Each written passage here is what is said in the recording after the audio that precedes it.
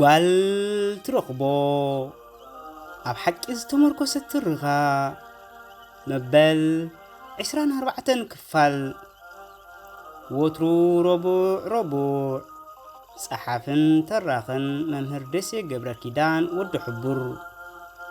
ዝኸበርኩምን ዝኸበርክንን ተኸታተልቲ ናይዛ ትርኻ ኣብ ዝሓለፈ ረቡዕ መበል 23 ክፋል በዓል ይሆና ኣብ ትራብሎስ ክበጽሑ ምስ ቀረቡ ከዕርፉ ኢሎም ኮፍ ምስ በሉ ሸፋቱ ከም ዝመጽዎምን ብተኹሲ ጀሚሮም ነቶም መራሕቲ መካይን ኣሲሮም ንበዓል ይሆና መካይን ጽዒኖም ከም ዝወሰድዎምን ኣብ ጽሒዐ ገድፈኩም ነይረ ሎሚ ድሮ ረብዓ ኺዱ ኸዓ መበል 24 ክፋል ሒዘልኩም መጽእ ኣለኹ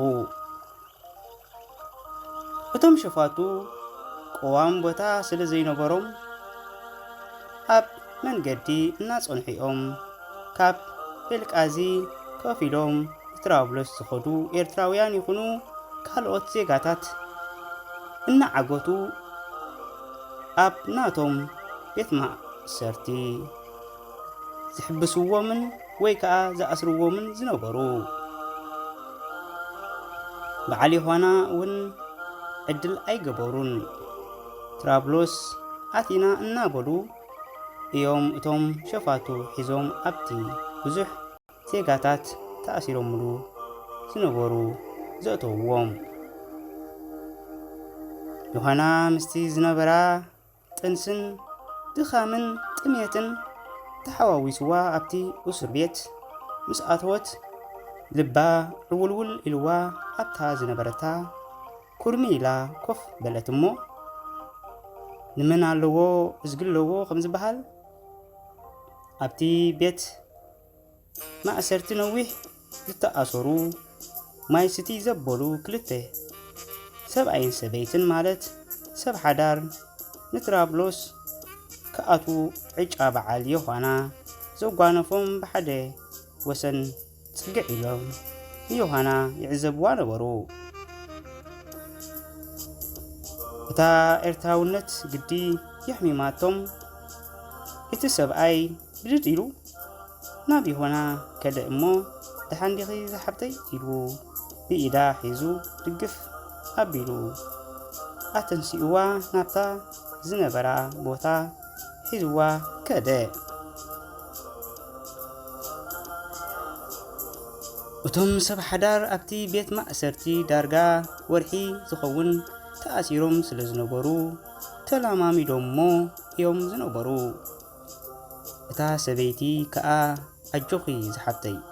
ኢላ ንዮሃና ንዓኣቶም ኢሎም ዓቂቦሞን ዝነበሩ ቁሩብ ማይን መግብን ሂባ ቀዳማይ ረድኤት ብምግባር ፀጉራ እናደረዘት ተጸናንዓ ነበረት ዮሃና ኣብቲ ቦታ እቲ ከጸናንዓካ ሓሳብካ ተረዲኡ ጎኒ ክኾነካን ዝኽእል ሰብ ክትረክብ ተስፋ ስለ ዘይነበራ ነቶም ሰብ ሓዳር ምስ ረኸበት ግን ማራ ተሓጐሰት ንሰዲኣ ዘላ ኮይኑ ከዓ ተሰሚዕዋ ነበረ ኣብቲ ግዜቲ ጀሚሩ ከዓ ንዮሃና ቦታ